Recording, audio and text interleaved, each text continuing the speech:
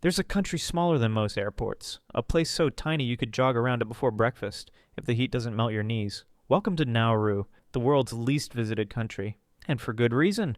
It's just 21 square kilometers of sun, silence, and a tragic economic roller coaster. No capital city, no public transport, and no traffic lights. But Nauru wasn't always a punchline.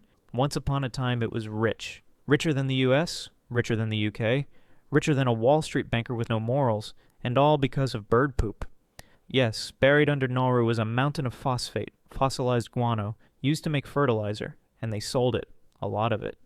In the 70s and 80s, Naurans had Mercedes-Benzes, yachts, and overseas mansions. They flew to Australia just to shop.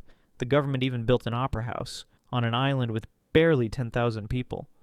But then, it all ran out. The phosphate dried up, and nobody planned for the after-party. Suddenly, the billionaires were broke. The cars rusted, the opera house crumbled, and Nauru became the first nation to go from filthy rich to just filthy. So what do you do when your only export disappears? Well, Nauru tried everything. They became an offshore banking haven, until that collapsed in a corruption scandal. They recognized a weird breakaway states for cash, and when that didn't work, they agreed to host Australia's offshore detention centers. That's right.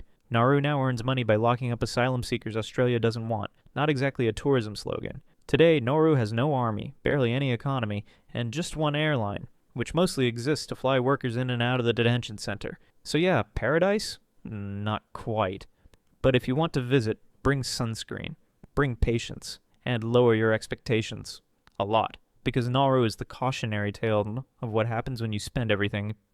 And forget that the bird poop eventually runs out. If you like this, check out my video on this island paying the price for taking China's money. Like the video, hit subscribe, and I'll see you in the next episode of Geography But Depressing.